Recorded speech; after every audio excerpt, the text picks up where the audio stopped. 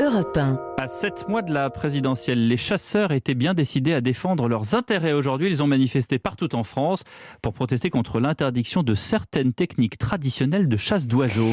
Oui, comme la chasse avec des filets ou encore des cages, des techniques interdites le mois dernier par le Conseil d'État. Ils étaient 42 000 dans le pays, 16 000 à Mont-de-Marsan dans les Landes, 12 000 à Amiens, où vous étiez pour Europe 1, Maximilien Carlier.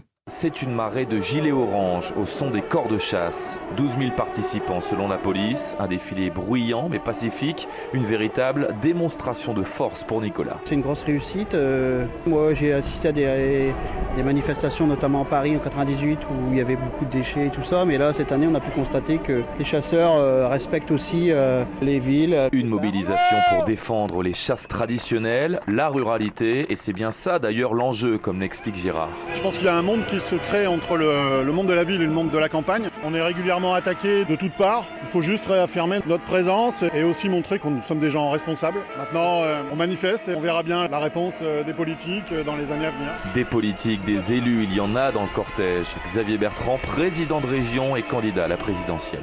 Moi, je ne laisserai pas attaquer la chasse. Et encore une fois, que ce soit dans la région et si les Français me font confiance, il n'y aura pas de remise en cause de la chasse. Jamais. Les chasseurs, un électorat très courtisé, ils représentent 1 million de pratiquants selon la Fédération nationale. Amiens, Maximilien Carlier, Europe 1.